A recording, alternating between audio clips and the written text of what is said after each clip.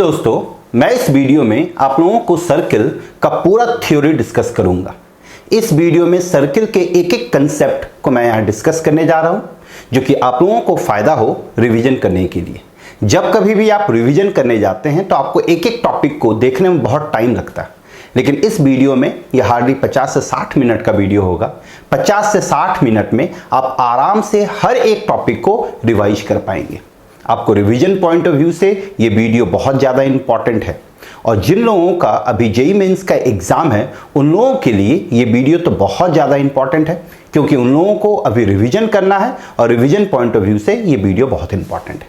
तो इस वीडियो में हम डिस्कस करेंगे सर्किल। तो सर्किल, अब हम यहाँ पे देखते हैं सबसे पहले कि सर्किल होता क्या, व्हाट इज सर्किल। तो सर्किल का डेफिनेशन हम देखते हैं। तो जितना भी कर्व होता है, हर एक कर्व लोकस होता है। हर एक कर्व क्या होता है? लोकस। और लोकस क्या होता है? ये एक पाथ का फॉर्मेशन करता है through a moving point. Locus क्या होता है? ये एक पाथ का फॉर्मेशन करता है थ्रू अ मूविंग पॉइंट। तो सर्किल क्या है? It is a locus of a point which moves in such a way that its distance from the fixed point is always fixed। इसका जो डिस्टेंस होगा fix point से हमेशा क्या होगा? फिक्स्ड। जैसे आप यहां पे देख सकते हैं, मानिए यहां पे कोई एक फिक्स पॉइंट है और यहां पे कोई एक मूविंग पॉइंट है। तो ये पॉइंट इस तरीके से मूव करेगा कि इसका डिस्टेंस इससे हमेशा फिक्स्ड होना चाहिए। तो देखिए, ये मूव करके यहां पे आया, फिर ये मूव करके यहां आएगा, फिर ये मूव करके यहां आएगा, फिर ये मूव करके यहां आएगा, और इसका डिस्टेंस हमेशा फिक्स पॉइंट से क्या होगा? सेम। तो इस तरह से ये एक कर्व का फॉर्मेशन करेगा, और इसी कर्व को हम सर्किल कहते हैं। जहां पे ये जो फिक्स पॉइंट है, ये जो फिक्स पॉइंट है, इस फिक्स पॉइंट को हम सेंटर ऑफ द सर्किल कहते हैं, और ये जो फिक्स डिस्टेंस है, इस फिक्स डिस्टेंस को हम रेडियस ऑफ द सर्किल कहते हैं। तो लोकस क्या होता है? लोकस एक कर्व, लोकस जो है वो एक पाथ बनाता है मूविंग पॉइंट के थ्रू। और सर्किल क्या है? सर्किल एक लोकस है जिसमें पॉइंट मूव करता है, इस तरीके से मूव करता है कि उसका डिस्टेंस फिक्स पॉइंट से हमेशा क्या होना चाहिए? फिक्स्ड। तो इसी फिक्स पॉइंट को हम सेंटर कहेंगे, और इसी फिक्स डिस्टेंस को हम रेडियस कहते हैं। अब जरा ध्यान दें, हम यहां पे इस मूविंग पॉइंट को मान देते हैं x, y। ये मूविंग पॉइंट को हम क्या माने? x, y माने। सेंटर को हम मान देते हैं अल्फा, बीटा। आपके पास सेंटर क्या है? Alpha, beta. तो गौर करें, मूविंग पॉइंट है x, y, सेंटर है अल्फा, बीटा, इन दोनों के बीच का डिस्टेंस है r। तो यहां पे डिस्टेंस फॉर्मूला से x माइनस अल्फा का square plus y minus beta का स्क्वायर जो है वो आपका क्या बनेगा? r square.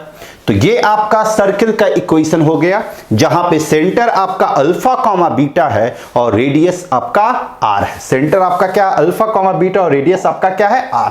अब हम यहां पे देखते हैं equation of circle in different form. अभी आप लोगों को बताएं हम कि अगर सेंटर अल्फा, बीटा और रेडियस r है, तो सर्किल का इक्वेशन क्या होगा? x माइनस अल्फा का square plus y minus beta का square is equal to r square. आप यहां पे देख सकते हैं, यहां पे आप देखिए सेंटर आपका क्या है? अल्फा, बीटा, फिक्स डिस्टेंस क्या है? r, और ये मूविंग पॉइंट क्या है? x, y। तो सर्किल का इक्वेशन x माइनस अल्फा का square plus y minus beta का स्क्वायर इज इक्वल टू क्या होगा? r square.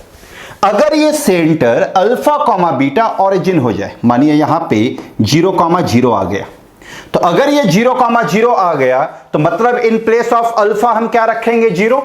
In place of beta हम क्या रखेंगे? 0। तो अगर हम यहां पे 0 रखें तो आप खुद देखिए ये क्या बन जाएगा? x स्क्वायर बनेगा। यहां पे अगर हम 0 रखें तो ये क्या बनेगा? y square is equal to आपका क्या आ गया? r square. तो सर्किल का इक्वेशन क्या हो जाएगा? x square plus y square is equal to r square. कब? जब सेंटर आपका ओरिजिन पे रहेगा तब। तो ये था आपका। अब हम देखते हैं नेक्स्ट स्लाइड में।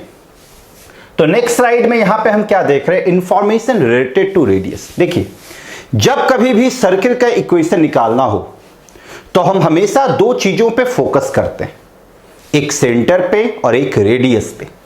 जब कभी भी सर्किल का इक्वेशन निकालना हो तो हम हमेशा दो चीजों पे फोकस करते हैं, एक सेंटर और एक रेडियस। तो यहां पे हमको रेडियस जो है वो कभी कभी डायरेक्ट नहीं दिया रहेगा, इनडायरेक्ट वे में दिया रहेगा। रेडियस से रिलेटेड कुछ इंफॉर्मेशन है जो कि पता होना चाहिए, जैसे लेंथ ऑफ द डायमीटर। अगर लेंथ ऑफ द डायमीटर दिया हुआ है 10, या सोचे लेंथ ऑफ द डायमीटर दिया हुआ 10, हम लोग जानते हैं कि लेंथ ऑफ द डायमीटर जो होता है वो ट्वाइस ऑफ द रेडियस होता है। तो अगर लेंथ ऑफ द डायमीटर 10 दिया हुआ तो रेडियस क्या हो जाएगा 5 के बराबर। तो ये अगर आपका 10 हुआ तो आर क्या हो जाएगा 5। फिर देखिए area of the circle. Area of the circle का फॉर्मूला भी पता है पाई आर स्क्वायर। अगर इन केस क्वेश्चन में एरिया ऑफ द सर्किल दे दिया कि वो 25 पाई है, ध्यान दे, एरिया ऑफ द सर्किल दे दिया कि वो 25 पाई है, सीधा इस 25 पाई को हम किससे इक्वेट करेंगे, पाई आर स्क्वायर से इक्वेट करेंगे। पाई और pi cancel, R square is equal to 25 आया, आर का वैल्यू क्या आ जाएगा 5। तो यहां से हम क्या निकाल लेंगे, रेडियस निकाल लेंगे। फिर perimeter of the circle. Perimeter of the circle का फॉर्मूला क्या होता है 2 पाई आर। उसी तरह से अगर पेरीमीटर का वैल्यू दिया हुआ है, पेरीमीटर ऑफ द सर्किल दिया हुआ है, तो हम वहां से भी रेडियस निकाल सकते हैं। उसके बाद यहां पे देखिए डिस्टेंस बिटवीन सेंटर और सरकम सेंटर नहीं है, सरकमफेरेंस पॉइंट होगा ये, ठीक है। Distance between centre and the circumference point, ये सरकमफेरेंस पॉइंट जो है वो हमेशा रेडियस के बराबर होगा। ये चीज आप प्रीवियस स्लाइड में भी देखे हैं कि अगर मानिए आपके पास ये एक सर्किल है, यहां पे देखिए ये एक सर्किल, यहां पे अगर आपके पास सेंटर है तो इसका डिस्टेंस सरकमफेरेंस पॉइंट से हमेशा क्या होगा, रेडियस के बराबर होगा। सरकमफेरेंस पॉइंट से हमेशा किसके बराबर होगा, रेडियस। तो diameter of a circle 2r, area of the circle pi R square, perimeter of the circle 2 pi R, और सेंटर और सरकमफेरेंस के बीच का जो डिस्टेंस होता है वो किसके बराबर होगा, रेडियस के बराबर। अब यहां पे देखिए लास्ट इंफॉर्मेशन, ये थोड़ा इंपॉर्टेंट है, इसको जरा ध्यान दे। यहां पे गौर करें, यहां पे एक लाइन है, ये लाइन यहां पे मिसिंग है। ये जो लाइन है ये इस सर्किल पे टेंजेंट है। ये लाइन इस सर्किल पे क्या है, टेंजेंट। इस लाइन का इक्वेशन दिया हुआ है, लाइन का इक्वेशन है ax plus B Y plus C equal to 0। Centre का कोऑर्डिनेट दिया हुआ है x1, y1। हम क्या किए, यहां से एक परपेंडिकुलर ड्रॉप किए टेंजेंट पे। टेंजेंट क्या होता है, व्हाट इज टेंजेंट? टेंजेंट एक लाइन होता है जो कि कर्व को टच करता। तो ये अगर टेंजेंट है, ये कर्व को टच करेगा। तो हम सेंटर से एक परपेंडिकुलर ड्रॉप किए, तो ये परपेंडिकुलर डिस्टेंस हम निकाल सकते हैं। आप स्ट्रेट लाइन में पढ़ चुके हैं, पॉइंट और लाइन के बीच के परपेंडिकुलर डिस्टेंस का फॉर्मूला आपका क्या होता है, ax1, फॉर्मूला होता है आपका ax1 plus by1 plus c divide by under root a square plus b square. तो हम यहां से क्या करेंगे, इस पॉइंट से इस लाइन का परपेंडिकुलर डिस्टेंस निकालेंगे, इस पॉइंट से इस लाइन का परपेंडिकुलर डिस्टेंस निकालेंगे, और इस परपेंडिकुलर डिस्टेंस को हम रेडियस के बराबर कर देंगे। ये परपेंडिकुलर डिस्टेंस किसके बराबर होगा, रेडियस। तो यहां पे जो परपेंडिकुलर डिस्टेंस आएगा वही आपका रेडियस होगा। तो अगर टेंजेंट का इक्वेशन पता है और सेंटर पता है, टेंजेंट का इक्वेशन पता है और सेंटर ऑफ द सर्किल पता है, तो हम आराम से रेडियस निकाल सकते हैं परपेंडिकुलर डिस्टेंस के फॉर्मूला से। अब यहां पे गौर करें, नेक्स्ट स्लाइड क्या है, general form of the circle. जितना भी लाइन है या जितना भी कर्व है, हर एक कर्व का कुछ ना कुछ जनरल फॉर्म होता है। जनरल फॉर्म जिससे हम सारे इक्वेशन को, जितना भी इक्वेशन दिया हुआ रहता है, सबको हम कंपेयर करते हैं। तो उसी तरह से सर्किल का एक जनरल फॉर्म होता है। सर्किल का जनरल फॉर्म होता है X square plus Y square plus 2gx plus 2fy plus c equal to 0। यहां पे 2-3 पॉइंट को आपको दिमाग में रखना है। पहला पॉइंट आपको दिमाग में यह रखना है कि एक्स स्क्वायर और वाई स्क्वायर का कोएफिशिएंट हमेशा सेम होगा। एक्स स्क्वायर और वाई स्क्वायर का कोएफिशिएंट हमेशा सेम होगा। सर्किल का जनरल इक्वेशन होता है X square plus Y square plus 2gx plus 2fy plus c equal to 0, जहां पे एक्स स्क्वायर और वाई स्क्वायर का कोएफिशिएंट हमेशा क्या होगा, सेम। और अगर ये सर्किल है तो सर्किल है तो क्वाइट ऑब्वियस है कि इसका कुछ ना कुछ सेंटर होगा, कुछ ना कुछ रेडियस होगा। तो इस सर्किल का जो सेंटर होगा वो -g,-f होता है, और जो रेडियस होगा वो √g² + f² - c होगा। इस सर्किल का जो सेंटर होगा वो minus g comma minus f होगा और रेडियस आपका किसके बराबर होगा, रूट अंडर जी square plus f square minus c, जहां पे सर्किल का general equation x square plus Y square plus 2gx plus 2fy plus C equal to 0। तो ये हो गया आपका general form of the circle. अब हम देखते हैं नेचर ऑफ द सर्किल, कि सर्किल का नेचर कैसा होता है, या फिर आप कह सकते हैं टाइप्स ऑफ सर्किल। तो सर्किल का जो नेचर है वो डिपेंड करता है रेडियस पे, कि रेडियस का नेचर कैसा है। सर्किल का जो टाइप है वो डिपेंड करता है रेडियस पे। सर्किल तीन तरह का होता है, एक रियल सर्किल, एक इमेजिनरी सर्किल और एक पॉइंट सर्किल। आप जरा गौर करें, रेडियस का फॉर्मूला क्या अभी हम पढ़े हैं, रूट अंडर जी square plus f square minus c पर है। आप यहां पे देख सकते हैं रूट के अंदर क्या है, g square plus f square minus c. तो इस आर को इमेजिनरी होने का खतरा है। क्यों खतरा है, क्योंकि रूट अंदर है। अगर रूट है तो रूट के अंदर अगर कोई नेगेटिव क्वांटिटी आता है तो वो क्वांटिटी पूरा इमेजिनरी बन जाता है। तो ये रेडियस आर इमेजिनरी भी हो सकता है, ये रेडियस आर रियल भी हो सकता है और ये रेडियस आर जीरो भी हो सकता है। अब जरा गौर करें, रियल सर्किल तब होगा जब इसके अंदर का क्वांटिटी पॉजिटिव हो। देखिए यहां पे g square plus f square minus c greater than zero. Point circle क्या होता है, जैसे अगर हम एक पॉइंट जस्ट यहां पे ड्रॉ कर दिए तो ये जो पॉइंट है ये भी एक सर्किल है, लेकिन इस सर्किल का जो रेडियस होगा वो जीरो होगा। तो पॉइंट सर्किल भी एक तरह का सर्किल ही होता है, लेकिन उस सर्किल का जो रेडियस होता है वो जीरो होता है। तो पॉइंट सर्किल के लिए रेडियस को जीरो होना पड़ेगा, और रेडियस को जीरो होना मतलब g square plus f square minus c को जीरो होना पड़ेगा। तो इससे g square plus f square minus c equal to zero. Imaginary circle का इमेजिनरी होना मतलब रेडियस का इमेजिनरी होना, और रेडियस जब इमेजिनरी होगा तभी सर्किल आपका इमेजिनरी होगा। और रेडियस इमेजिनरी कब होगा, जब g square plus f square minus c negative होगा। मतलब रूट के अंदर जो क्वांटिटी है वो नेगेटिव होना चाहिए, रूट के अंदर जो क्वांटिटी है वो नेगेटिव होना चाहिए। मतलब g square plus f square minus c less than zero हो, g square plus f square minus c less than zero. तो ये तीन तरह का सर्किल, एक रियल सर्किल, एक पॉइंट सर्किल और एक इमेजिनरी सर्किल। रियल सर्किल में g square plus f square minus c greater than zero, point circle में g square plus f square minus c equal to zero, और imaginary circle में g square plus f square minus c less than zero. अब यहां पे देखिए diameter form of a circle. Diameter form में क्या होता है कि डायमीटर का एंड पॉइंट पता होगा, डायमीटर का एंड पॉइंट पता होगा। जैसे गौर करें, ये एक सर्किल, डायमीटर का एक एंड का कोऑर्डिनेट है x1, y1 और डायमीटर के दूसरे एंड का कोऑर्डिनेट है x2, y2।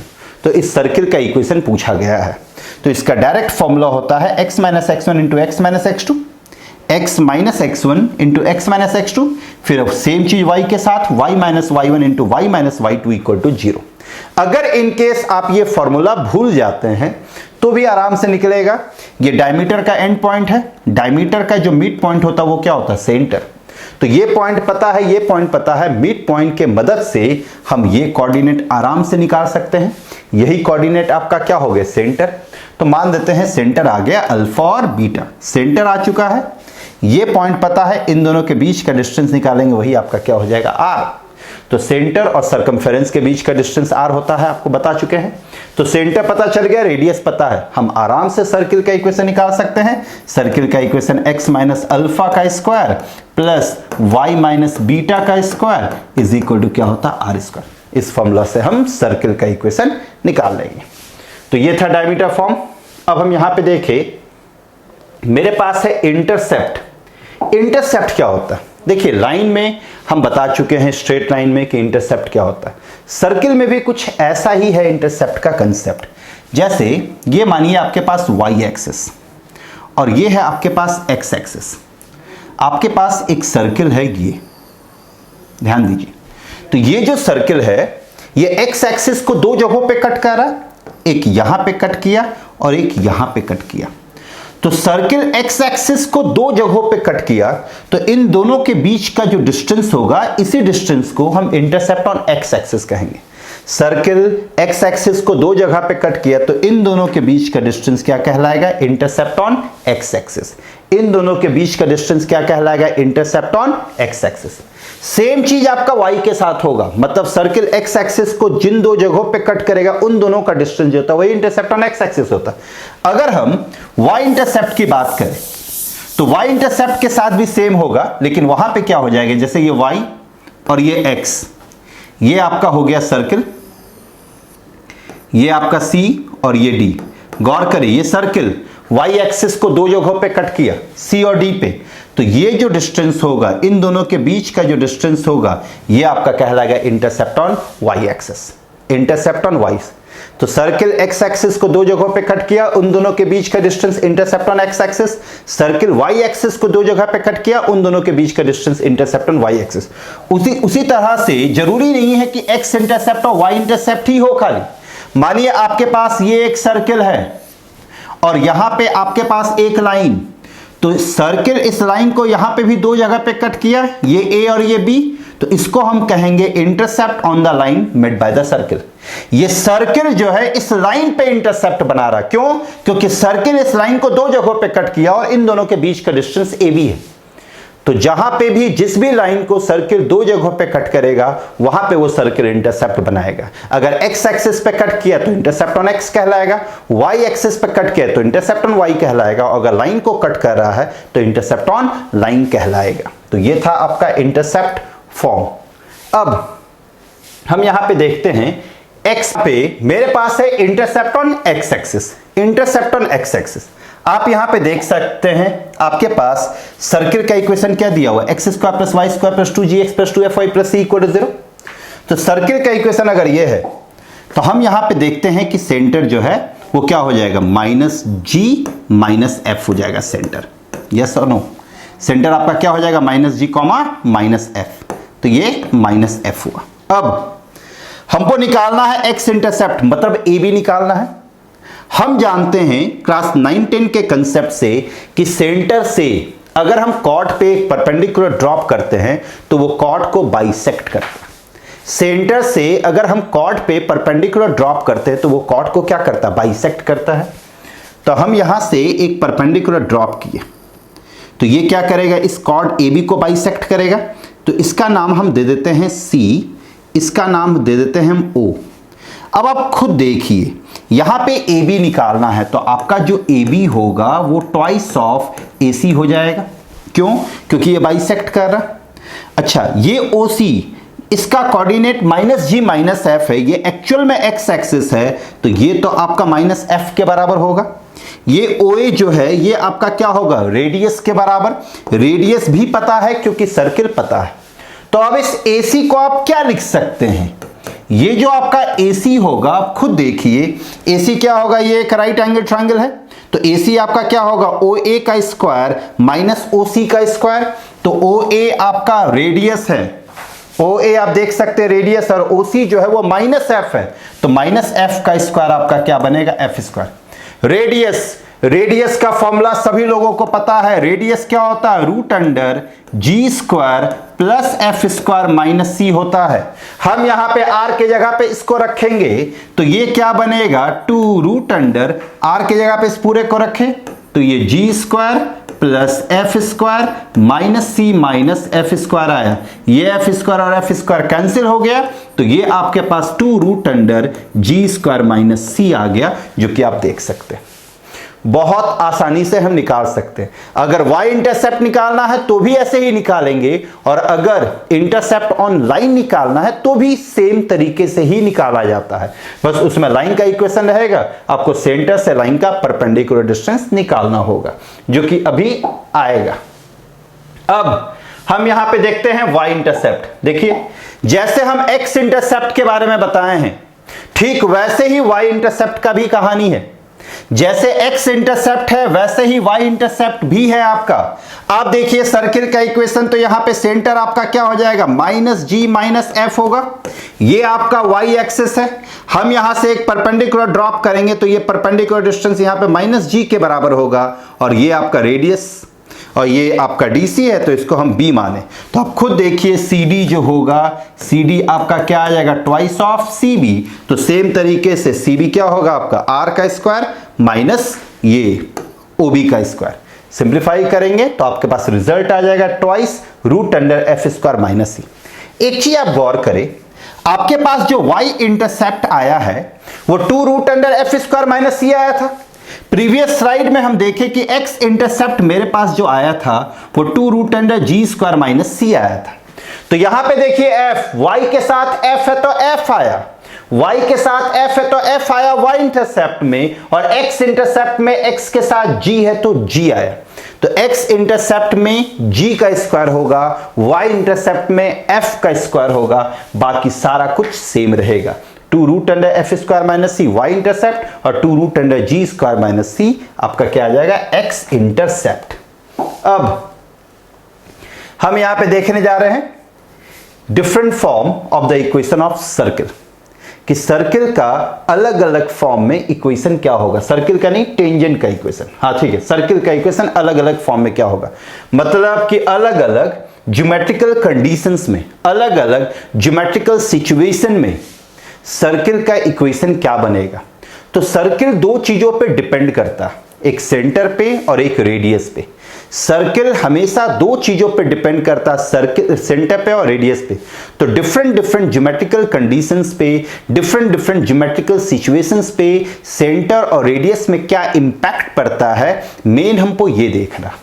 तो गौर करें, पहला केस है कि ये जो सर्किल है, फर्स्ट केस क्या है कि ये जो सर्किल है आपके एक्स एक्सिस को टच कर रहा। तो अगर ये सर्किल एक्स एक्सिस को टच कर रहा है, अगर ये सर्किल एक्स एक्सिस को टच करा, तो आप खुद देख सकते हैं यहां पे सेंटर आपके पास अल्फा कॉमा बीटा है। तो यहां से अगर हम एक परपेंडिकुलर ड्रॉप करेंगे एक्स एक्सिस पे, तो ये परपेंडिकुलर डिस्टेंस ये आपका क्या बनेगा, बीटा बनेगा, और यही आपका क्या है, रेडियस। तो जब कभी भी सर्किल एक्स एक्सिस को टच करे, जब कभी भी सर्किल एक्स एक्सिस को टच करे, तो सेंटर का वाई कोऑर्डिनेट और रेडियस बराबर होगा, सेंटर का वाई कोऑर्डिनेट और रेडियस बराबर होगा। यहां पे देखिए सर्किल वाई एक्सिस को टच कर रहा, सर्किल वाई एक्सिस को टच कर रहा, सेंटर देखिए अल्फा बीटा। तो यहां से अगर हम एक परपेंडिकुलर ड्रॉप करेंगे तो ये आपका अल्फा के बराबर होगा, और यही आपका क्या होगा, रेडियस होगा। तो जब कभी भी सर्किल वाई एक्सिस को टच करता है तो सेंटर का एक्स कोऑर्डिनेट और रेडियस बराबर होगा। सेंटर का एक्स कोऑर्डिनेट और रेडियस बराबर कब, जब वो वाई एक्सिस को टच करेगा तब, और जब वो एक्स एक्सिस को टच करेगा तो सेंटर का वाई कोऑर्डिनेट और रेडियस बराबर होगा। फिर यहां पे देखिए थर्ड केस में क्या है कि सर्किल जो है वो एक्स एक्सिस और वाई एक्सिस दोनों को टच कर रहा है, एक्स एक्सिस और वाई एक्सिस दोनों को।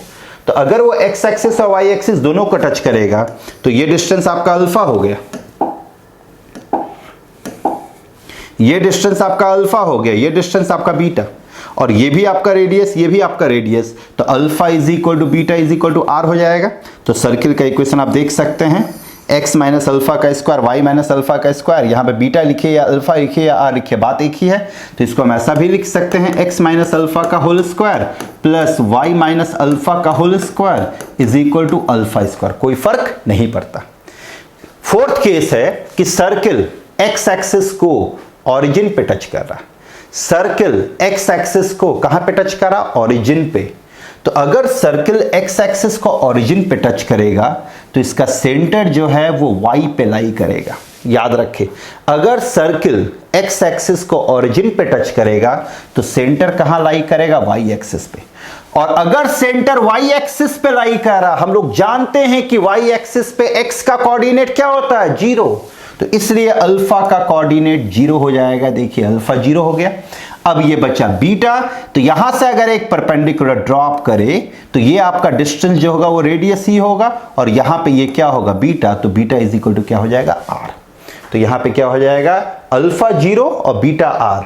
तो सर्किल का equation x square y minus beta का whole square is equal to beta square. अच्छा एक चीज और याद रखिए, ये सर्किल एक्स एक्सिस को टच तो कर रहा है ओरिजिन पे, ये ऊपर भी हो सकता है नीचे भी हो सकता है। उसी तरह से ये सर्किल जो है ये चारों क्वाड्रेंट में हो सकता है, कहीं भी हो सकता है, तो उसके अकॉर्डिंग इसका सेंटर क्या हो जाएगा, चेंज। अगर ये फर्स्ट क्वाड्रेंट में है तो फर्स्ट क्वाड्रेंट में होने की वजह से दोनों का सेंटर एक्स कोऑर्डिनेट और वाई कोऑर्डिनेट दोनों पॉजिटिव हो जाएगा। सेकेंड में है तो उसी के according X negative Y positive हो जाएगा सेंटर का। थर्ड में तो एक्स निगेटिव वाई नेगेटिव, और फोर्थ में अगर है तो एक्स पॉजिटिव और वाई नेगेटिव हो जाएगा। अब हम यहां पे देखें कि सर्किल, यहां पे क्या केस है कि सर्किल वाई एक्सिस को टच करा ओरिजिन पे, तो देखिए ये सर्किल वाई एक्सिस को ओरिजिन पे टच किया, तो ओरिजिन पे टच करेगा, इसका कोऑर्डिनेट हम मान देते हैं अल्फा बीटा। चूंकि इसका सेंटर एक्स एक्सिस पे लाई कर रहा है, तो सेंटर एक्स एक्सिस पे लाई करेगा, हम लोगों को पता है कि एक्स एक्सिस पे वाई कोऑर्डिनेट क्या होता है, 0, तो इसलिए यहां पे बीटा क्या हो गया, 0 हो गया। और ये डिस्टेंस आपका क्या होगा, यहां पे तो अल्फा बनेगा और यही डिस्टेंस आपका रेडियस कहलाता है, तो अल्फा इज इक्वल टू क्या हो गया, आर। उसी के अकॉर्डिंग सर्किल का इक्वेशन एक्स माइनस अल्फा का square plus Y square is equal to alpha square. ये सर्किल इधर भी है पॉजिटिव एक्स एक्सिस की तरफ, ये इस साइड भी हो सकता है, मतलब सिचुएशन ऐसा भी हो सकता है कि सर्किल एक्स वाई एक्सिस को टच कर रहा है ओरिजिन पे, लेकिन किधर, left side on the x axis, तो सेंटर किधर लाई करेगा, left side on the x axis, तो यहां पे सेंटर का जो एक्स कोऑर्डिनेट हो जाएगा वो क्या हो जाएगा, नेगेटिव हो जाएगा। तो यहां पे हम लोग देखें सर्किल का equation in different form, circle का इक्वेशन इन डिफरेंट फॉर्म। अब हम यहां पे देखने जा रहे हैं कि position of a point with respect to a circle, कि पॉइंट का पोजीशन सर्किल के रिस्पेक्ट में क्या हो सकता है। पॉइंट सर्किल के अंदर होगा, या पॉइंट सर्किल के बाहर होगा, या पॉइंट सर्किल पे लाई करेगा। अब खुद सोचिए, कोई भी पॉइंट सर्किल के रिस्पेक्ट में क्या क्या पोजीशन हो सकता है, तीन ही चीज हो सकता है, या तो सर्किल के अंदर में पॉइंट हो, या तो सर्किल के बाहर में पॉइंट हो, या फिर सर्किल पे लाई करे। तो ये तो हुआ प्रैक्टिकली, हम प्रैक्टिकली देख पा रहे हैं कि सर्किल का मतलब पॉइंट कैसा हो सकता है, लेकिन इसको मैथमेटिकली कैसे एक्सप्रेस करेंगे कि पॉइंट अगर सर्किल के अंदर है तो मैथमेटिकल फॉर्म में क्या उसको लिख सकते हैं, मैथमेटिकल एक्सप्रेशन क्या हो सकता है। तो गौर करें, अगर कोई पॉइंट, अब खुद देखिए यहां पे जैसे पॉइंट जो है वो सर्किल के अंदर है, तो अगर कोई पॉइंट सर्किल के अंदर होगा, सर्किल का इक्वेशन पता है, तो सर्किल का इक्वेशन अगर पता है मतलब सेंटर और रेडियस आपको पता है, तो सेंटर मतलब सी का कोऑर्डिनेट पता है, रेडियस पता है। तो अगर कोई पॉइंट सर्किल के अंदर होगा तो इन दोनों के बीच का जो डिस्टेंस होगा दैट इज सीपी जो होगा वो आप बताइए रेडियस से छोटा होगा कि नहीं, क्योंकि रेडियस तो यहां से यहां तक है, तो सीपी जो हो जाएगा वो रेडियस से छोटा हो जाएगा आर। अगर कोई पॉइंट सर्किल पे है, अगर कोई पॉइंट सर्किल पे लाई करे तो आप खुद देखिए ये जो डिस्टेंस सीपी है ये आपका रेडियस के बराबर हो जाएगा कि नहीं। और अगर कोई पॉइंट बाहर लाई करे सर्किल के बाहर, तो उस केस में ये जो डिस्टेंस होगा ये आपका रेडियस से छोटा हो जाए, मतलब रेडियस से क्या हो जाएगा, बड़ा। तो अगर कोई पॉइंट सर्किल के अंदर लाई करता है तो उस पॉइंट का डिस्टेंस सेंटर से रेडियस से छोटा होगा। अगर कोई पॉइंट सर्किल पे लाई करे तो सेंटर और उस पॉइंट के बीच का डिस्टेंस रेडियस के बराबर होगा। अगर आउटसाइड द सर्किल हो तो इन दोनों के बीच का जो डिस्टेंस होगा वो रेडियस से बड़ा होगा। अब इसको हम इतना करने की भी जरूरत नहीं है, इसको जब आप डिराइव करेंगे तो आप क्या देखेंगे कि अगर कोई पॉइंट सर्किल के अंदर गया, अगर कोई पॉइंट सर्किल के अंदर लाई किया तो x1 square plus y1 square plus 2gx1 plus 2fy1 plus c less than 0 होगा। मतलब कि इस पॉइंट को रखे, इसमें पॉइंट को रखने के बाद इसमें तीन तरह का वैल्यू आ सकता है, या तो पॉजिटिव आएगा, या तो नेगेटिव आएगा, या तो 0 आएगा। अगर नेगेटिव आ रहा है वैल्यू मतलब कि पॉइंट इनसाइड द सर्किल है। अगर 0 आ रहा है, x1 y1 को रखे, अगर 0 आएगा मतलब पॉइंट सर्किल पे लाई कर रहा है। फिर x1 y1 को रखे, अगर पॉजिटिव आ जाए ग्रेटर देन 0 आए मतलब वो जो पॉइंट होगा वो आउटसाइड द सर्किल होगा। कंसेप्चुअली आप देख रहे सीपी और आर्क में कंपैरिजन करके, और प्रॉब्लम बनाते समय इतना करने की जरूरत नहीं है, सीधा पॉइंट को सर्किल में रखे, पॉजिटिव आया तो आउटसाइड, 0 आया तो ऑन द, नेगेटिव आया तो इनसाइड द सर्किल होगा। तो ये था पॉइंट का position with respect to a circle. अब हम यहां पे देखते हैं कि मैक्सिमम और मिनिमम डिस्टेंस का कहानी क्या होगा, कि मैक्सिमम और मिनिमम डिस्टेंस पॉइंट का क्या होगा सर्किल से। गौर करें केस वन में क्या है कि पॉइंट जो है वो सर्किल के अंदर है। तो अगर ये पॉइंट, आप खुद देखिए, अगर ये पॉइंट सर्किल के अंदर हुआ, अगर ये पॉइंट सर्किल के अंदर हुआ तो मिनिमम डिस्टेंस इस पॉइंट का क्या होगा इस सर्किल से, यही होगा मिनिमम डिस्टेंस।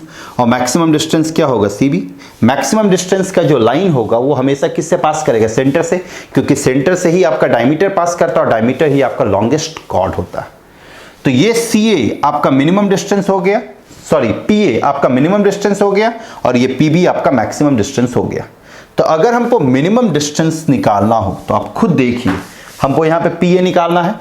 सर्किल का इक्वेशन आपको पता होगा और पॉइंट पता होगा, तो सर्किल का इक्वेशन पता मतलब सेंटर और रेडियस पता है, तो ये PA निकालना। तो इस PA को हम क्या कह सकते हैं, CA माइनस CP कह सकते हैं। तो CA आपका R के बराबर है माइनस CP। तो देखिए ये क्या बन जाएगा, R माइनस CP बन जाएगा। तो मिनिमम डिस्टेंस क्या होगा, R माइनस CP। अगर हम मैक्सिमम डिस्टेंस की बात करें, मैक्सिमम डिस्टेंस मतलब हमको क्या निकालना, PB निकालना। तो मैक्सिमम डिस्टेंस PB निकालना, तो PB क्या बनेगा, ये PC फिर प्लस CB बनेगा। तो CB ही तो आपका रेडियस है, तो यहां पे देखिए रेडियस प्लस क्या हो गया, CP। तो ये हो गया maximum distance R plus CP और मिनिमम डिस्टेंस हो गया R माइनस CP। कब, जब पॉइंट सर्किल के इनसाइड होगा तब। अब अगर पॉइंट सर्किल के इनसाइड नहीं है, पॉइंट कहां है, आउटसाइड द सर्किल है।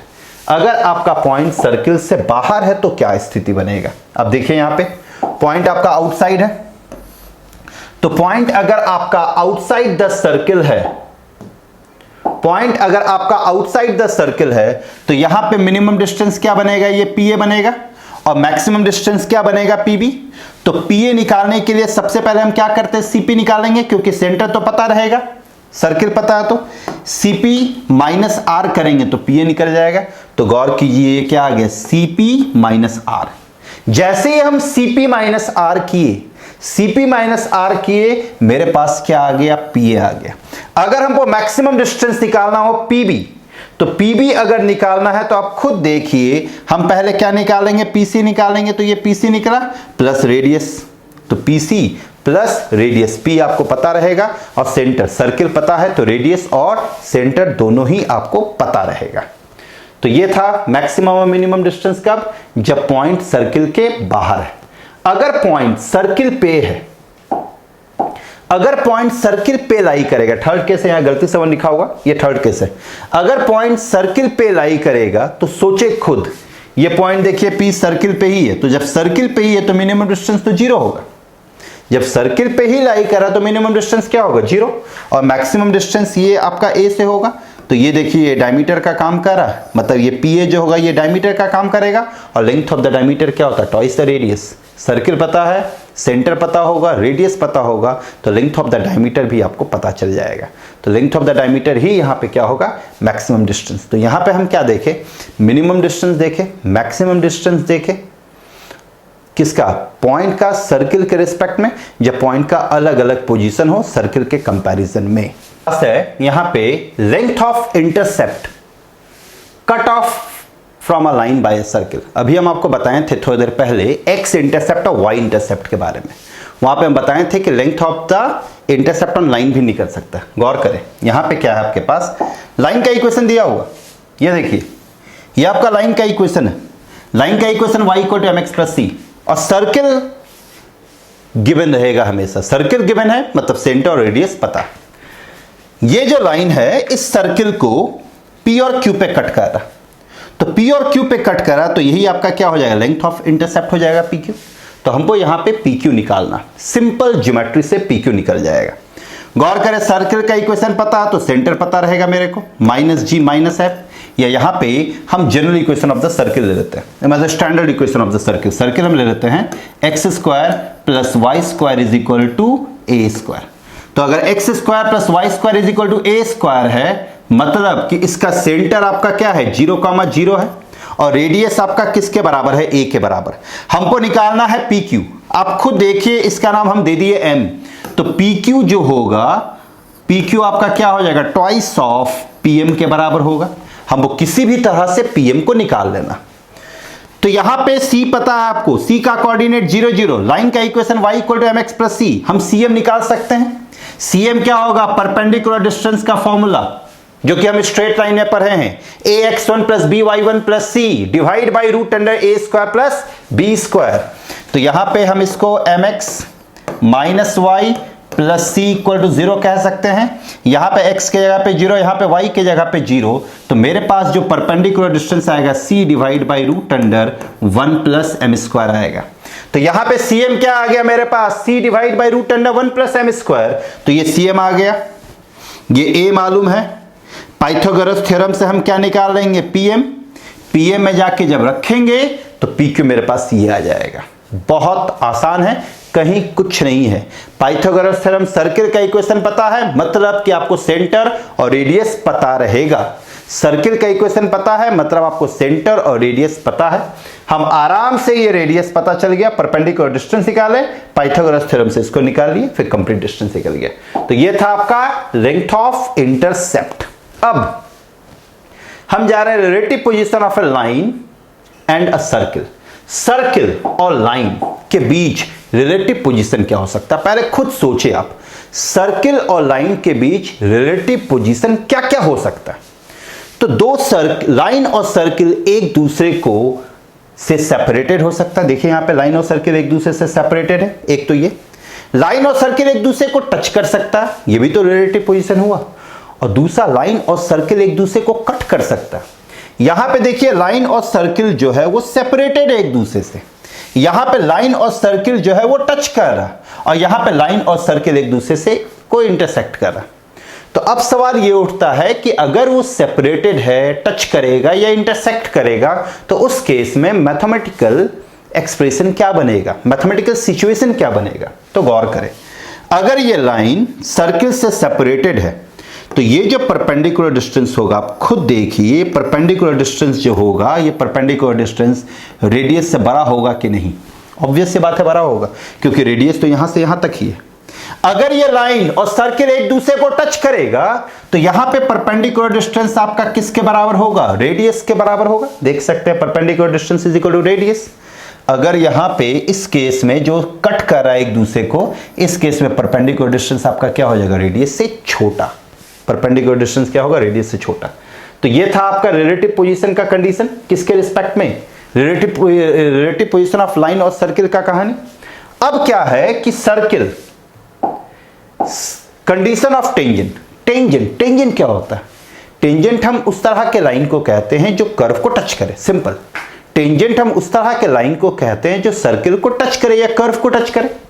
तो यहां पे ये देखिए, ये लाइन सर्किल को टच कर रहा, तो सर्किल को टच करा तो ऑब्वियस सी बात है ये टेंजेंट होगा। तो अगर ये टेंजेंट है और ये सर्किल को टच कर रहा, तो अभी हम आपको प्रीवियस स्लाइड में क्या बताए थे कि अगर लाइन सर्किल को टच करेगा तो परपेंडिकुलर डिस्टेंस रेडियस के बराबर होगा।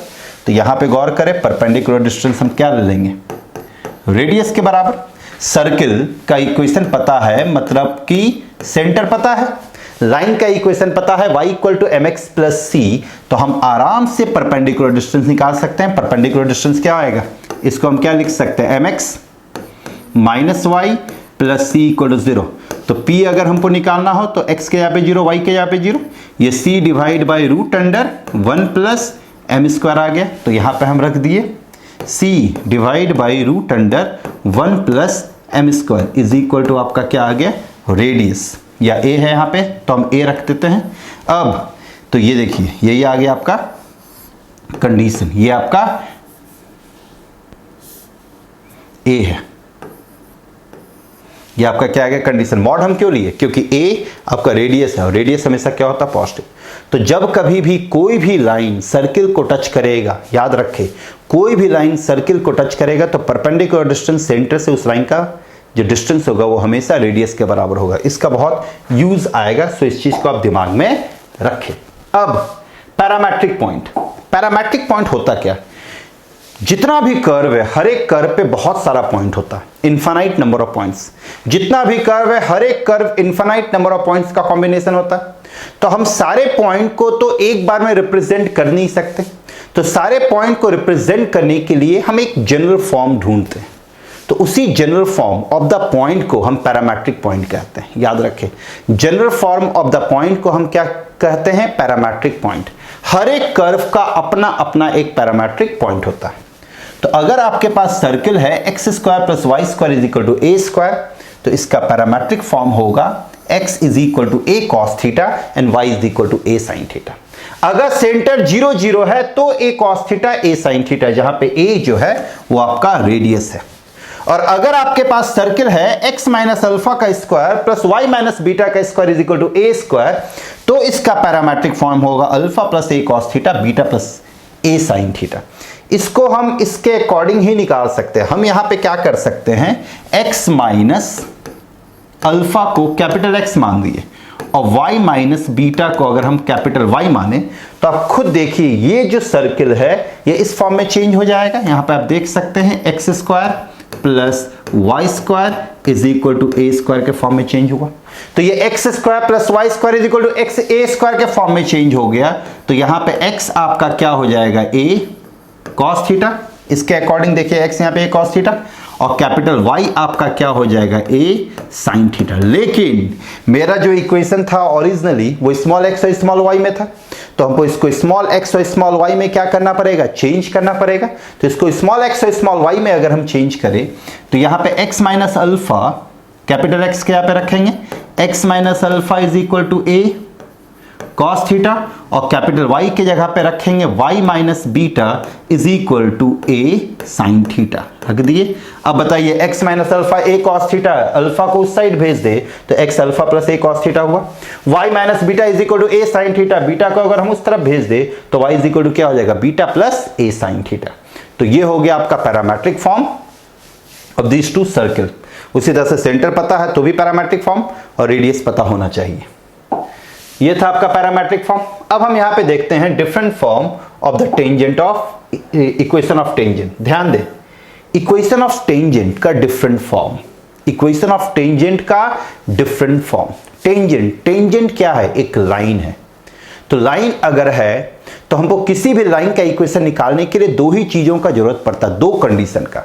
अगर लाइन से रिलेटेड मेरे पास दो कंडीशन है तो हम आराम से लाइन का इक्वेशन निकाल सकते हैं। तो यहां पे क्या है कि हमको टेंजेंट का इक्वेशन निकालना है, जहां पे सर्किल का इक्वेशन हमेशा गिवन होगा। याद रखें, सर्किल का इक्वेशन हमेशा गिवन होगा। हमको टेंजेंट का इक्वेशन निकालना है अलग अलग सिचुएशन में। अब सवाल ये उठता है कि क्या सिचुएशन है और किस सिचुएशन में टेंजेंट का इक्वेशन क्या होगा। तो सबसे पहले यहां पे सिचुएशन क्या है कि एक सर्किल पे एक पॉइंट है, उसी पॉइंट पे हमको टेंजेंट का इक्वेशन निकालना है। सर्किल पे एक पॉइंट, उसी पॉइंट पे हमको टेंजेंट का इक्वेशन निकालना, मतलब ये जो पॉइंट है ये सर्किल पे ही लाई कर रहा है, और इस टेंजेंट का इक्वेशन निकालिए।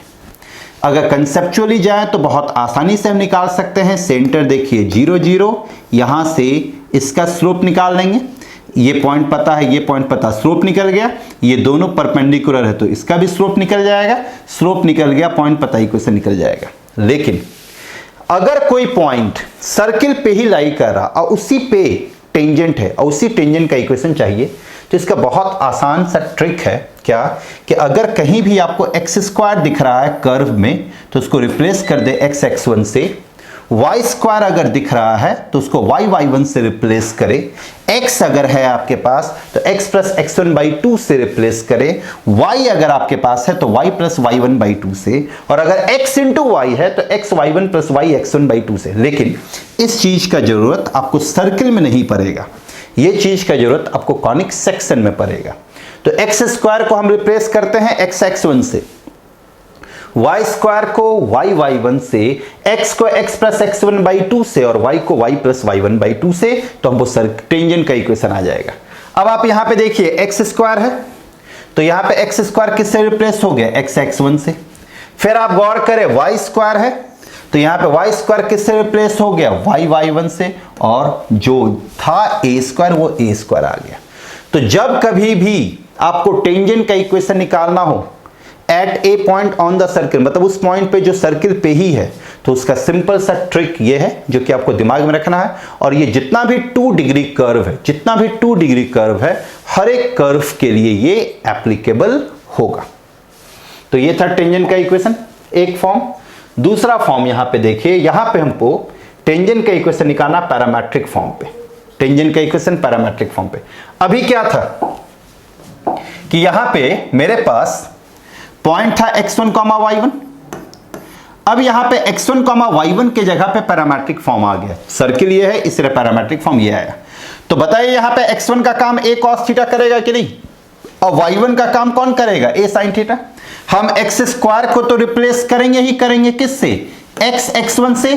चूंकि यहां पे x1 है a cos थीटा, तो हम x स्क्वायर को किससे रिप्लेस कर देंगे, x a cos थीटा से। उसी तरह से y स्क्वायर है तो y स्क्वायर को हम क्या कहेंगे, y1, और y1 को हम किससे रिप्लेस करेंगे, y a sin थीटा से।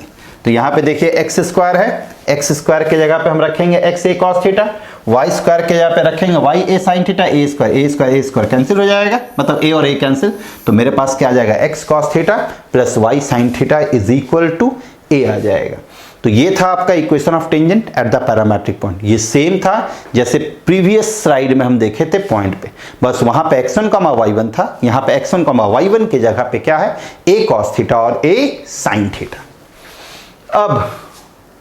अब नेक्स्ट हम देखते हैं कि अगर टेंजेंट का स्लोप दिया हुआ है तो कैसे हम निकालेंगे इक्वेशन ऑफ द टेंजेंट।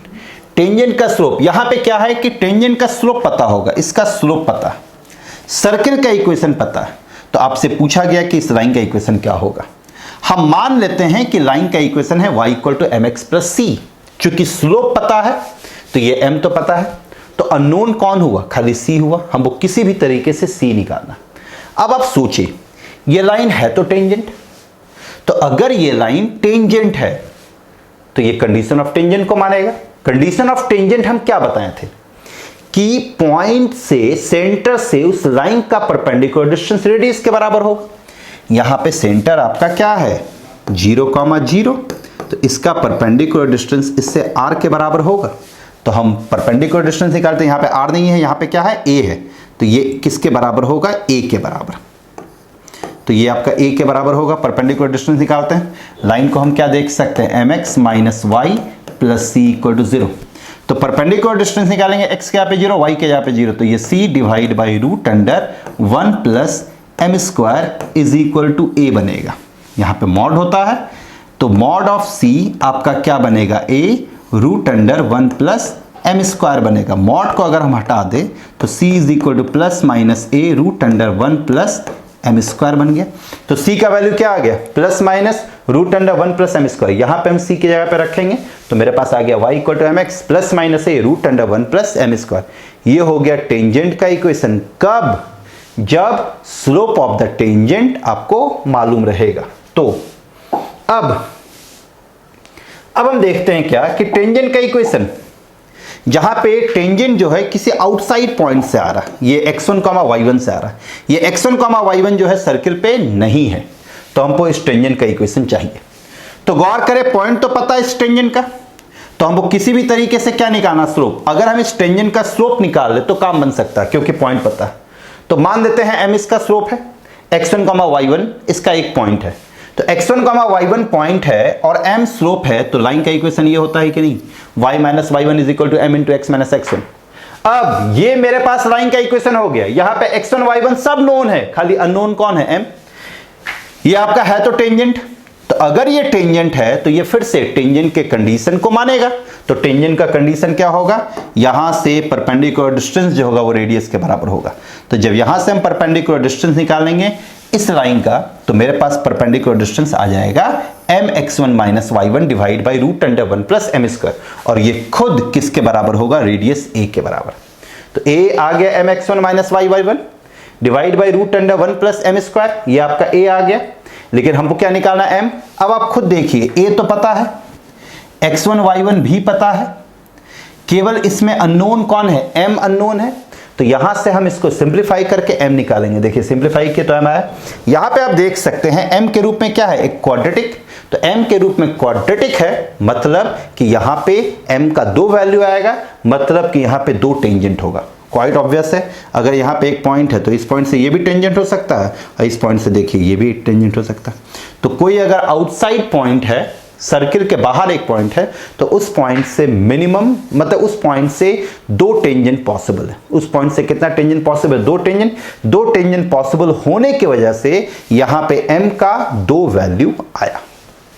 मेरे पास है length of the tangent. Length of the tangent क्या होता है? देखिए यहां पे क्या है, मेरे पास एक सर्किल का इक्वेशन दिया हुआ, ये सर्किल का इक्वेशन है, हमको निकालना है। और यहां पे एक पॉइंट है आउटसाइड, तो इस आउटसाइड से एक हम टेंजेंट ड्रॉ किए।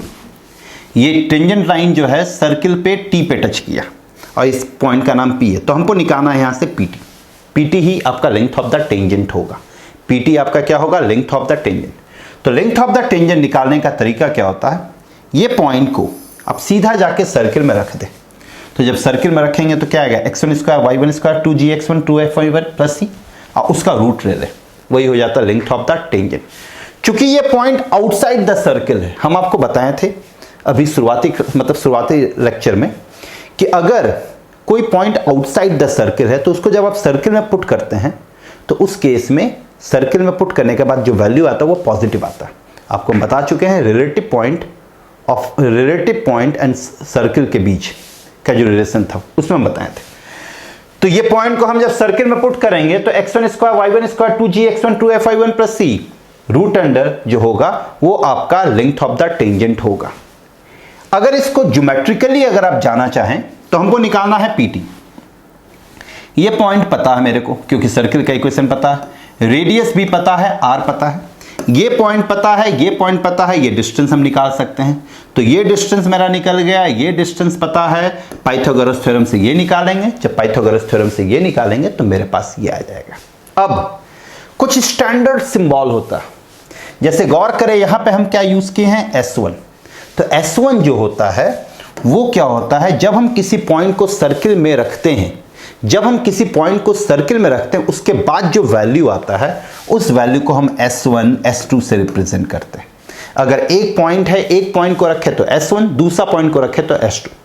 फिर एक होता है T होता है टेंजेंट टाइप इक्वेशन। मतलब कहीं भी अगर आप T देख रहे हैं सर्किल में, इसका मतलब है कि वहां पे क्या हुआ है, x स्क्वायर जो है वो x1 से रिप्लेस हुआ है, y स्क्वायर y1 से रिप्लेस हुआ है, वहां पे x जो है वो x प्लस x1/2 से रिप्लेस हुआ है और y आपका y प्लस y1/2 से रिप्लेस हुआ। कहीं भी अगर आप t देखेंगे तो समझ लें कि वहां पे x स्क्वायर रिप्लेस हुआ x1 से, y स्क्वायर y1 से, x प्लस x1/2 से, y प्लस y1/2 से। और कहीं आप s देख रहे हैं या s डैश देख रहे हैं या s डबल डैश देख रहे हैं तो ये सब आपका सर्किल के इक्वेशन ही है। अगर एक सर्किल है तो s इक्वल टू 0, दूसरा सर्किल है तो s dash equal to 0। s आपका x square y square 2gx plus 2fy plus c equal to 0। s dash आपका क्या हो जाएगा, x square plus y square plus 2g1x plus 2f1y plus c1। उसी तरह से s डबल डैश क्या आ जाएगा, g2 f2 और c2 के फॉर्म में आएगा। तो ये था आपका लेंथ ऑफ द टेंजेंट। अब हम यहां पे देखते हैं chord of contact. Chord of contact क्या होता है जरा गौर करें। यहां पे एक पॉइंट, यहां से हम 2 टेंजेंट ड्रॉ किए, ये टेंजेंट और ये टेंजेंट, ये दोनों टेंजेंट सर्किल को एक टी पे टच किया, एक टी डैश पे। तो ये टी और टी डैश जो है ये कहलाता है पॉइंट ऑफ कॉन्टैक्ट। ये क्या कहलाएगा, पॉइंट ऑफ कॉन्टैक्ट। और इन दोनों पॉइंट ऑफ कॉन्टैक्ट को मिलाने वाला लाइन, ये जो लाइन है ये क्या है, दोनों पॉइंट ऑफ कांटेक्ट को मिलाने वाला लाइन है। तो पॉइंट ऑफ कांटेक्ट को मिलाने वाला जो लाइन होगा वो आपका कहलाता है कॉर्ड ऑफ कांटेक्ट। तो ये आपका कॉर्ड ऑफ कांटेक्ट हो गया। तो कॉर्ड ऑफ कांटेक्ट का जो इक्वेशन होता है वो सिंपली t इक्वल टू 0 होता है, मतलब जो टेंजेंट का इक्वेशन होता है। मतलब कि आपका एक्स स्क्वायर, देखिए यहाँ t है, मतलब एक्स स्क्वायर किससे रिप्लेस हुआ है, एक्स x1 से, और वाई स्क्वायर को किससे रिप्लेस करे, वाई y1 से, is equal to a square. यही आपका कॉर्ड ऑफ कांटेक्ट का इक्वेशन होगा, x x1 plus y y1 is equal to a square. तो कॉर्ड ऑफ कांटेक्ट हो गया। अब हम देखते हैं यहाँ पे chord bisected at a given point. देखिए ये सर्किल आप देख सकते हैं ऐसा है, तो सेंटर क्या होगा 0,0, रेडियस क्या होगा a। यहां पे कॉर्ड, ये कॉर्ड है जहां पे कॉर्ड बाइसेक्ट कर रहा है x1, y1 पे, मतलब इस कॉर्ड का मिड पॉइंट दिया हुआ है x1, y1। हमको इस कॉर्ड का इक्वेशन चाहिए, बहुत आसान। हम यहां से एक परपेंडिकुलर ड्रॉप करेंगे तो ये परपेंडिकुलर लाइन x1, y1 से पास करेगा। c पता है, x1, y1 पता है, इसका स्लोप हम निकाल सकते हैं। तो ये सीपी का स्लोप निकल गया, सीपी का स्लोप निकला तो इस कॉर्ड का भी स्लोप निकल जाएगा, इसका भी स्लोप निकल गया। इसका स्लोप अगर निकल गया और ये पॉइंट पता है तो इसका इक्वेशन निकल जाएगा कि नहीं? क्यों? ये और ये एक दूसरे पे परपेंडिकुलर है। दो लाइन अगर एक दूसरे पे परपेंडिकुलर होता है तो दोनों के स्लोप का प्रोडक्ट क्या होता है? -1।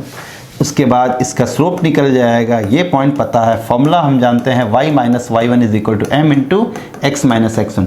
ये अप्लाई करेंगे, उससे ये कॉर्ड का इक्वेशन आएगा जो कि फाइनली मेरे पास आएगा t = s1। t = s1 याद रखें, t क्या है? x को रिप्लेस करेंगे x x1 से, y को y² को y y1 से, और s1 क्या है आपका? यहां पे पॉइंट रखने के बाद मतलब ये क्या बनेगा? t x x1 y y1 minus a² और s1 क्या बनेगा? x1 का स्क्वायर y1 का स्क्वायर माइनस a²। ये आपका आया इस कॉर्ड का इक्वेशन। अब यहां पे देखिए pair of tangent, pair of tangent, pair of tangent जानते हैं, पेयर का मतलब क्या होता है? दो, मतलब दो टेंजेंट का कंबाइंड इक्वेशन। यहां पे ये पॉइंट है x1, y1, यहां से ये एक टेंजेंट गया, ये एक टेंजेंट गया। अब खुद देखिए इस पॉइंट से दो टेंजेंट है तो इन दोनों टेंजेंट का कंबाइंड इक्वेशन चाहिए, जहां पे सर्किल का इक्वेशन है x² + y² = a², मतलब सर्किल का इक्वेशन दिया रहेगा। तो टेंजेंट का इक्वेशन जो होगा, पेयर ऑफ टेंजेंट का इक्वेशन होगा s(s1) = t²। s ये खुद मतलब ये आपका x² + y² - a²। s1 बता चुके हैं, पॉइंट को पुट करने के बाद जो वैल्यू आएगा, मतलब ये x1² + y1² - a²। t के बारे में भी आपको बता चुके हैं, x² को x x1 से रिप्लेस करेंगे तो ये आएगा x x1 + y y1 - a² का होल स्क्वायर। इसको जब आप सॉल्व करेंगे तो x और y के रूप में क्वाड्रेटिक आएगा। क्वाड्रेटिक इसलिए आएगा क्योंकि इसमें दो लाइन का इक्वेशन है, दोनों टेंजेंट होगा। अब डायरेक्टर सर्किल, सर्किल, उसके बाद यहां पे डायरेक्टर सर्किल भी है। डायरेक्टर सर्किल क्या? सबसे पहले इसके डेफिनेशन को देखें। It is the locus of the point of intersection of two perpendicular tangent. ध्यान दे, it is the locus of the point of intersection of two perpendicular tangent, मतलब कि ये एक सर्किल, यहां पे एक पॉइंट है, इससे अगर हम दो टेंजेंट ड्रॉ करें तो ये दोनों टेंजेंट परपेंडिकुलर हो। फिर यहां पे एक पॉइंट आया, इससे परपेंडिकुलर ड्रॉप करें, टेंजेंट ड्रॉ करें तो ये परपेंडिकुलर। इस तरीके से ये पॉइंट मूव करता जाए कि हर एक पॉइंट से जो टेंजेंट ड्रॉ करेंगे पेयर ऑफ टेंजेंट, वो पेयर ऑफ टेंजेंट जो होगा एक दूसरे पे क्या होगा? परपेंडिकुलर। तो वो एक सर्किल का फॉर्मेशन करेगा और वही सर्किल आपका डायरेक्टर सर्किल कहलाता है। तो ये आपका देखिए सर्किल, और ये आपका जो बाहर वाला सर्किल है ये डायरेक्टर सर्किल। तो डायरेक्टर सर्किल का दो पॉइंट आप दिमाग में रखें। पहला कि ये जो डायरेक्टर सर्किल है, ये गिवन सर्किल, जिस सर्किल का डायरेक्टर सर्किल है उसके साथ वो कॉन्सेंट्रिक होगा। कॉन्सेंट्रिक का मतलब जानते हैं? कंसेंट्रिक, कन मतलब सेम, सेंट्रिक मतलब सेंटर, मतलब सेम सेंटर बनाएगा। मतलब कि जो इस सर्किल का सेंटर होगा वही डायरेक्टर सर्किल का सेंटर होगा। इस सर्किल का सेंटर 0 0 तो इसका भी सेंटर 0 0। अगर इसका सेंटर अल्फा बीटा होता तो इसका भी सेंटर अल्फा बीटा होगा। प्लस इसका रेडियस अगर a है तो डायरेक्टर सर्किल का रेडियस जो होगा वो √2 टाइम्स a होगा। बस √2 टाइम्स a। देखिए यहाँ पे रेडियस a है तो इसका रेडियस क्या है आपका? √2 टाइम्स a। तो ये क्या हो जाएगा? √2 टाइम्स a। तो अगर कोई भी सर्किल दिया हुआ है हम उसका डायरेक्टर सर्किल का इक्वेशन तुरंत निकाल सकते हैं। सर्किल दिया हुआ है, अब सेंटर और रेडियस निकालें। डायरेक्टर सर्किल का सेंटर सेम होगा, रेडियस को खाली √2 टाइम्स कर दें, radius of the director circle निकल गया, equation of the director circle निकल जाएगा। अब यहां पे हम देखते हैं relative position of two circle. इस टॉपिक से मतलब मिला जुला के 2-3 टॉपिक बनता है जो कि बहुत इंपॉर्टेंट है, इसको जरूर करें। अब यहां पे क्या है कि दो सर्किल के बीच रिलेटिव पोजीशन क्या क्या हो सकता है। तो पहला तो दो सर्किल एक दूसरे से सेपरेटेड है। अब खुद सोचे पहले, दो सर्किल के बीच रिलेटिव पोजीशन क्या क्या हो सकता है। दो सर्किल एक दूसरे से सेपरेटेड, या दो सर्किल एक दूसरे को टच करेगा, दो सर्किल इंटरसेक्ट करेगा, या दो सर्किल एक दूसरे को इंटरनली टच करेगा, या हो सकता है इंटरनली सेपरेटेड है। तो यहां पे दो सर्किल एक दूसरे से सेपरेटेड है। कैसा सेपरेशन है? बाहर हो रहा सेपरेशन। तो यहां पे सर्किल का इक्वेशन आपको पता होगा। देखिए यहां पे सर्किल का इक्वेशन पता, ये रेडियस R1 और ये रेडियस R2। आप खुद बताएं, ये जो C1 C2 होगा, खुद सोच सकते हैं, C1 C2 जो होगा वो R1 प्लस R2 से बड़ा होगा कि नहीं। तो यहाँ पे जो C1 C2 है वो R1 प्लस R2 से बड़ा होगा। C1 C2 R1 plus R2 से बड़ा होगा कब? जब दो सर्किल एक दूसरे से सेपरेटेड होगा तब। तो अगर दो सर्किल सेपरेटेड है तो कंडीशन क्या होगा? दोनों के सेंटर के बीच का डिस्टेंस जो होगा सम ऑफ द रेडियस से बड़ा होगा। सम ऑफ द रेडियस से क्या होगा? बड़ा। अब क्या है कि दो सर्किल अगर एक दूसरे को टच करेगा, यहां पे फिगर गलत है, यहां पे ये दोनों सर्किल एक दूसरे को टच कर रहा, मतलब ऐसा फिगर होगा, ये एक सर्किल और ये एक सर्किल। ध्यान दे, यहां पे दोनों सर्किल जो है वो एक दूसरे को टच कर रहा। यहां पे हम बनाते हैं, ये एक सर्किल है और ये एक सर्किल। अगर ये दोनों सर्किल एक दूसरे को टच करेगा एक्सटर्नली, यहां पे C1 और यहां पे C2 है, आप खुद देखिए, ये जो C1 C2 होगा वो सम ऑफ द रेडियस के बराबर होगा कि नहीं। तो यहां पे C1 C2 जो हो जाएगा वो किसके बराबर हो जाएगा? R1 plus R2। अगर दो सर्किल एक दूसरे को एक्सटर्नली टच करता है तो C1 C2 जो होगा वो R1 प्लस R2 के बराबर होगा, अगर एक्सटर्नली टच करेगा तब। अगर दो सर्किल एक दूसरे को इंटरसेक्ट करे, जैसे देखिए यहां पे दो सर्किल एक दूसरे को क्या किया? इंटरसेक्ट। तो ये जो C1 C2 है ये R1 माइनस R2 से तो बड़ा होगा लेकिन R1 प्लस R2 से छोटा होगा। ऑब्वियस सी बात है, R1 प्लस R2 में क्या हो रहा है? दो सर्किल एक दूसरे को टच कर रहा और यहां पे इंटरसेक्ट कर रहा है, तो ये जो डिस्टेंस और कम हो गया। तो C1 C2 R1 plus R2 से छोटा लेकिन R1 माइनस R2 से बड़ा। कब? When two circle intersect each other. ये था तीसरा केस। अगर हम चौथे केस को देखें तो फोर्थ केस यहां पे क्या है कि दो सर्किल एक दूसरे को टच कर रहा, लेकिन कैसा टच हो रहा है? इंटरनली टच हो रहा है। यहां पे देखिए दोनों सर्किल एक दूसरे को इंटरनली टच कर रहा है, तो इस केस में क्या होगा? ये जो डिस्टेंस होगा C1 C2 वो बराबर होगा R1 माइनस R2 के, जहां पे R1 आपका यहां से यहां तक का डिस्टेंस R1 है और ये जो डिस्टेंस है ये आपका क्या है? R2। अब खुद देखिए C1 C2 जो होगा वो R1 माइनस R2 के बराबर होगा कि नहीं। तो जब दो सर्किल एक दूसरे को इंटरनली टच करेगा तो C1 C2 is equal to what? R1 minus R2। अब अगर दोनों एक दूसरे से सेपरेटेड है इंटरनली, यहां पे देखिए दोनों एक दूसरे से क्या? Internally separated. तो इस केस में C1 C2 जो हो जाएगा वो R1 माइनस R2 से भी छोटा हो जाएगा। C1 C2 R1 minus R2 से छोटा। तो ये 5 तरह का रिलेटिव पोजीशन होता है। अगर दो सर्किल एक्सटर्नली सेपरेटेड तो C1 C2 greater than R1 plus R2, touch करेगा तो बराबर होगा R1 प्लस R2 के। अगर इंटरसेक्ट करेगा तो R1 माइनस R2 से बड़ा लेकिन R1 प्लस R2 से छोटा। इंटरनली टच करेगा तो R1 माइनस R2 के बराबर, नहीं तो इंटरनली सेपरेटेड है तो R1 माइनस R2 से भी छोटा। अब यहां पे आता है नंबर ऑफ कॉमन टेंजेंट। ये बहुत इंपॉर्टेंट है मेंस के लिए, इसको जरूर अच्छे से करें। नंबर ऑफ कॉमन टेंजेंट, सबसे पहला सवाल ये उठता है कि ये कॉमन टेंजेंट क्या है। कॉमन टेंजेंट दो तरह का होता है, एक होता है आपका डायरेक्ट कॉमन टेंजेंट और दूसरा होता है आपका ट्रांसवर्स कॉमन टेंजेंट। एक आपका डायरेक्ट कॉमन टेंजेंट और ट्रांसवर्स कॉमन टेंजेंट। अब सवाल ये उठता है कि सर ये डायरेक्ट कॉमन टेंजेंट और ट्रांसवर्स कॉमन टेंजेंट क्या है? टेंजेंट, तो यहां पे आप देख सकते हैं कि दो सर्किल एक दूसरे से सेपरेटेड है, तो यहां पे डायरेक्ट कॉमन टेंजेंट और ट्रांसवर्स कॉमन टेंजेंट सबसे पहले हम देखते हैं कि किसको कहते हैं। यहां पे आप गौर करें, आप इस टेंजेंट को देखें और इस टेंजेंट को देखें, ये दो टेंजेंट हुआ, और आप ये टेंजेंट को देखें और ये टेंजेंट को देखें, ये दोनों लाइन भी दोनों सर्किल को टच कर रहा, तो ये लाइन दोनों सर्किल को टच करा तो ये कॉमन टेंजेंट हो गया, दोनों सर्किल पे टेंजेंट है। ये भी आपका कॉमन टेंजेंट है, दोनों सर्किल पे टेंजेंट। सिमिलरली ये दोनों भी दोनों सर्किल को टच कर रहा तो ये कॉमन टेंजेंट हो गया। तो यहां पे टोटल 4 कॉमन टेंजेंट होगा, तो total number of common tangent हो गया 4। अब सवाल ये उठता है कि सर ये डायरेक्ट कॉमन टेंजेंट क्या, ट्रांसवर्स कॉमन टेंजेंट क्या? तो डायरेक्ट कॉमन टेंजेंट जो होगा सर्किल के बाहर बाहर जाएगा, मतलब यहां पे देखिए इन दोनों टेंजेंट को बाहर ही बाहर टच किया, लेकिन यहां पे इन दोनों टेंजेंट को अगर आप देखें तो ये सर्किल के इन बिटवीन क्रॉस किया। तो जो टेंजेंट लाइन सर्किल के इन बिटवीन क्रॉस करता है, जो भी टेंजेंट लाइन सर्किल के इन बिटवीन क्रॉस करेगा उसको हम कहते हैं ट्रांसवर्स कॉमन टेंजेंट, और जो बाहर ही बाहर क्रॉस करेगा उसको कहते हैं डायरेक्ट कॉमन टेंजेंट। तो जब दो सर्किल एक दूसरे से सेपरेटेड होगा तो उस केस में total number of common tangent 4 होगा, डायरेक्ट कॉमन टेंजेंट 2 होगा, देख सकते हैं 2, और 2 ट्रांसवर्स कॉमन टेंजेंट होगा, 2 ट्रांसवर्स कॉमन टेंजेंट।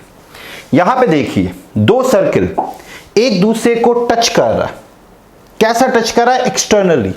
तो यहां पे अगर हम डायरेक्ट कॉमन टेंजेंट की बात करें तो डायरेक्ट कॉमन टेंजेंट यहां पे कौन कौन है? 1 और 2, ये 2 डायरेक्ट कॉमन टेंजेंट, और ये आपका क्या? Transverse common tangent. तो इस केस में total number of common tangent 3 होगा, डायरेक्ट कॉमन टेंजेंट 2 होगा, और 1 होगा आपका ट्रांसवर्स कॉमन टेंजेंट। तो ये था। अब हम यहां पे देखें नेक्स्ट, यहां पे क्या हो रहा है कि आप देख सकते हैं दो सर्किल एक दूसरे को इंटरसेक्ट कर रहा है।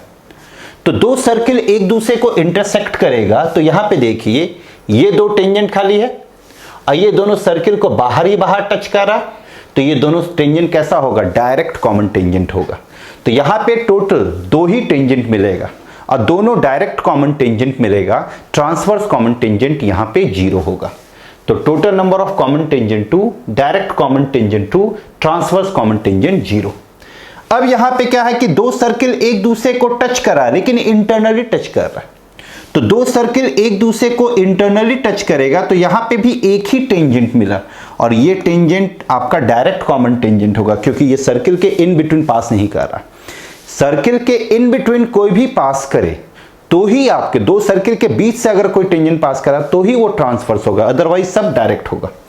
यहां पे देखिए दो सर्किल एक दूसरे से इंटरनली सेपरेटेड है तो यहां पे एक भी कॉमन टेंजेंट नहीं मिलेगा, यहां पे एक भी कॉमन टेंजेंट नहीं मिलेगा, ये गलत है, यहां पे 0 होगा। यहां पे total number of common tangent क्या होगा? 0, डायरेक्ट कॉमन टेंजेंट भी 0 और ट्रांसवर्स कॉमन टेंजेंट भी 0। तो ये था आपका नंबर ऑफ कॉमन टेंजेंट। इसमें क्वेश्चन कैसा रहेगा?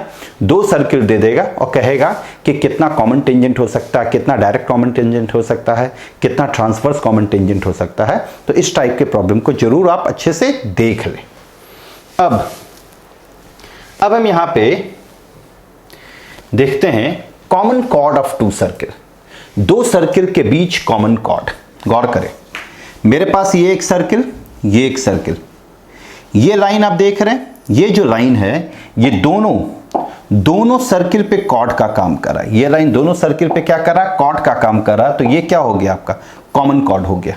तो अगर हमको कॉमन कॉर्ड का इसका इक्वेशन निकालना है तो सिंपली हम क्या करेंगे, ये सर्किल और ये सर्किल को आपस में माइनस कर देंगे। तो देखिए s minus s dash is equal to 0, ये आप क्या दे जाएगा? Common chord of 2 circle. दो सर्किल है, दो सर्किल के बीच अगर हमको कॉमन कॉर्ड निकालना है तो दोनों सर्किल को हम सिंपली आपस में एक दूसरे से माइनस करेंगे। तो ये था कॉमन कॉर्ड का कंसेप्ट। उसके बाद हम आते हैं फैमिली ऑफ सर्किल। सर्किल भी फैमिली बनाता है। जैसे लाइंस में हम बताए थे कि लाइन भी क्या करता है? फैमिली बनाता। तो उसी तरह से दो सर्किल से मिलके एक फैमिली बनता है। तो यहां पे क्या है? ये एक सर्किल है, सर्किल का इक्वेशन है s इक्वल टू 0। ये दूसरा सर्किल, इसका इक्वेशन है s डैश इक्वल टू 0। ये दोनों सर्किल को हम पेरेंट्स सर्किल कहते हैं और इन दोनों के इंटरसेक्शन, इन दोनों का इंटरसेक्शन यहां पे हुआ। तो इन दोनों के इंटरसेक्शन से देखिए ये सर्किल पास कर रहा, तो इसका जो इक्वेशन हो गया वो s plus lambda s dash equal to 0।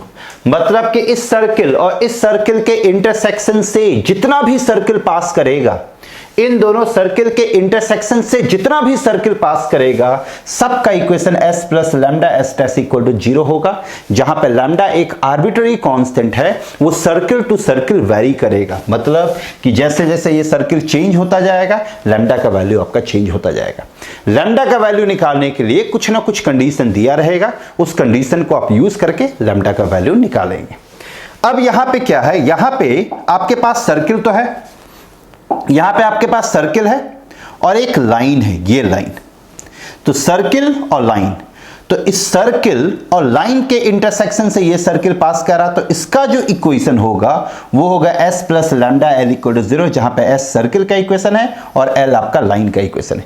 यहां भी लैम्डा एक आर्बिट्ररी कांस्टेंट है। लैम्डा का वैल्यू निकालने के लिए कुछ ना कुछ कंडीशन दिया रहेगा, हम कंडीशन के मदद से लैम्डा निकालेंगे और लैम्डा का वैल्यू जो है वो सर्किल टू सर्किल आपका क्या करेगा? चेंज करेगा। तो ये था आपका फैमिली ऑफ सर्किल का कंसेप्ट। अब हम यहां पे देखते हैं angle of intersection of 2 circle. मतलब दो सर्किल जहां पे इंटरसेक्ट करता है, उस इंटरसेक्टिंग पॉइंट पे दो सर्किल के बीच एंगल क्या होता है। एक्चुअल में एंगल बिटवीन टू कर्व का कंसेप्ट यह है कि दो कर्व के बीच जब कभी भी एंगल निकालना हो, जैसे गौर करें, मानिए आपके पास ये एक कर्व है और ये एक कर्व है, तो अगर आपसे कोई पूछ दिया कि इन दोनों कर्व के बीच एंगल क्या है, तो एक्चुअल कंसेप्ट क्या होता है कि यहां पे इंटरसेक्ट किया, तो इस इंटरसेक्टिंग पॉइंट पे दोनों कर्व पे एक टेंजेंट ड्रॉ करो, तो जो दो टेंजेंट के बीच का जो एंगल होगा वही दो कर्व के बीच का एंगल होता है। जहां पे दो कर्व इंटरसेक्ट करता, उस इंटरसेक्टिंग पॉइंट पे दोनों कर्व पे आप टेंजेंट ड्रॉ करें, दोनों टेंजेंट के बीच का जो एंगल होगा वही दो कर्व के बीच का एंगल होता है। तो यहां पे मेरे पास ये एक सर्किल है और ये दूसरा सर्किल है, हमको इन दोनों सर्किल के बीच का एंगल चाहिए, तो ये एक टेंजेंट लाइन ड्रॉ किए, ये टेंजेंट लाइन, हमको इन दोनों टेंजेंट के बीच का एंगल चाहिए, तो हम मान देते हैं एंगल थीटा। तो इसका फॉर्मूला होता है cos 180 माइनस थीटा। ध्यान दे, cos 180 minus theta is equal to R1 का स्क्वायर। R1 क्या है? फर्स्ट सर्किल का रेडियस, प्लस R2 का स्क्वायर। R2 क्या है? सेकेंड सर्किल का रेडियस, फिर है माइनस C1 C2 का स्क्वायर। C1 C2 क्या है? इन दोनों के बीच के डिस्टेंस का स्क्वायर। C1 आपको पता होगा, C2 भी आपको पता होगा, दोनों के बीच के डिस्टेंस निकालेंगे, यहां पे पुट करेंगे, डिवाइड बाई 2 R1 R2। इस फॉर्मूला से हम दो सर्किल के बीच का एंगल निकाल सकते हैं। अब इसमें एक इंपॉर्टेंट टॉपिक है ऑर्थोगोनल सर्किल। ऑर्थोगोनल सर्किल का कंसेप्ट क्या होता है कि अगर दो सर्किल एक दूसरे को 90 डिग्री पे कट करता है, अगर दो सर्किल एक दूसरे को 90 डिग्री पे कट करता है तो उसको हम ऑर्थोगोनल सर्किल कहते हैं।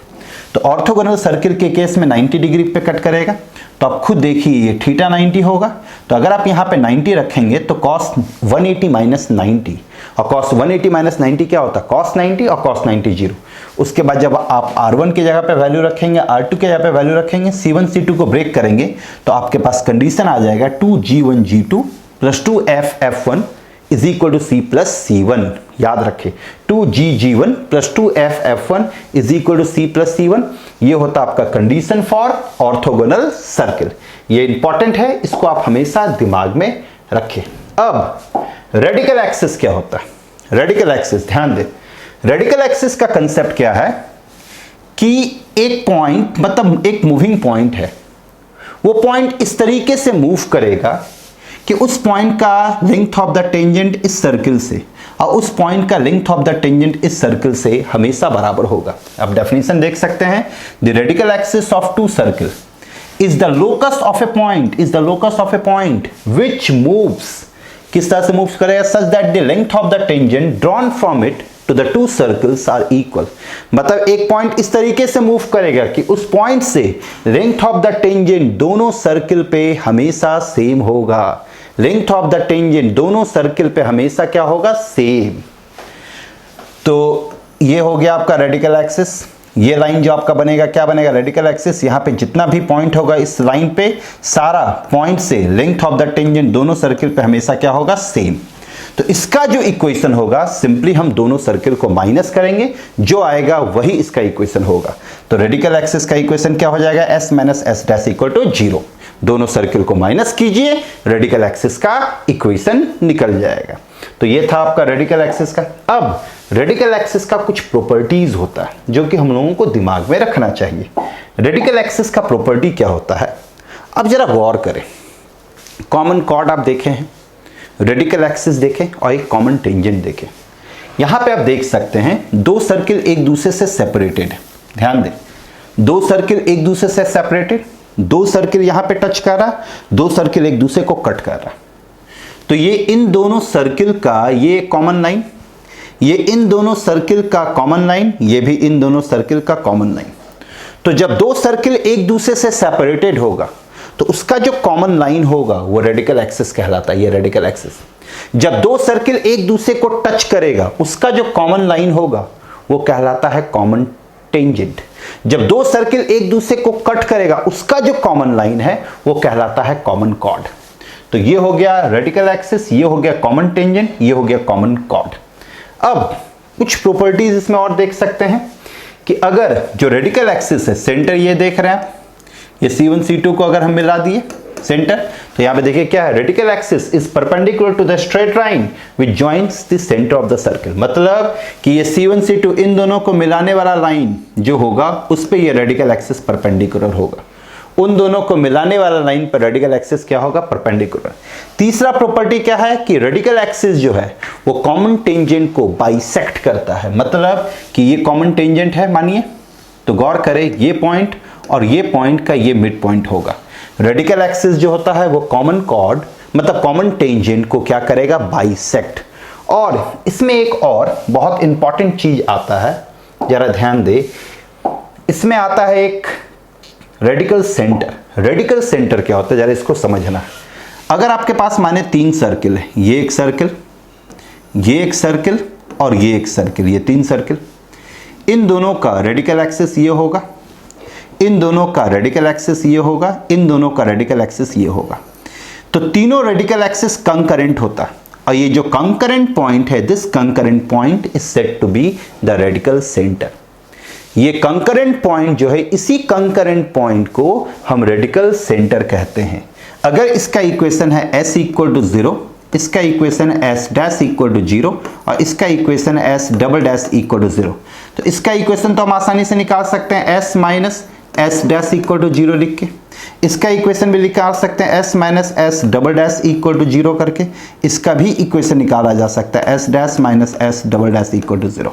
तो देखिए ये तीनों लाइन का इक्वेशन निकल जाएगा। अब हमको अगर ये पॉइंट निकालना है तो इसको और इसको सॉल्व करें या इन तीनों में से किसी भी दो को सॉल्व करेंगे तो हमको रेडिकल सेंटर निकल जाएगा। तो ये था आपका सर्किल का कंसेप्ट, रेडिकल सेंटर और रेडिकल एक्सिस का कंसेप्ट। तो सर्किल में इतना अगर आप कर लेते हैं अच्छे से, सर्किल में इस वीडियो में हम सर्किल का ऑलमोस्ट सारा टॉपिक डिस्कस किए जो भी जेईई मेंस के लिए इंपॉर्टेंट है। तो इन सारे टॉपिक को आप अच्छे से पढ़ के जाएं, इन्हीं टॉपिक में से क्वेश्चन रहेगा, ये तो कंफर्म है, काहे कि सारे टॉपिक को ऑलमोस्ट हम डिस्कस कर दिए हैं। इन सारे टॉपिक को अच्छे से पढ़ें, बढ़िया से इस पे प्रॉब्लम भी सॉल्व करें। इस पे हम PYQ मतलब प्रीवियस ईयर्स का कुछ प्रॉब्लम भी हम सॉल्व करके वीडियो डालेंगे, उसको आप देखें, उससे आप बहुत बेनिफिटेड होंगे। Thank you very much.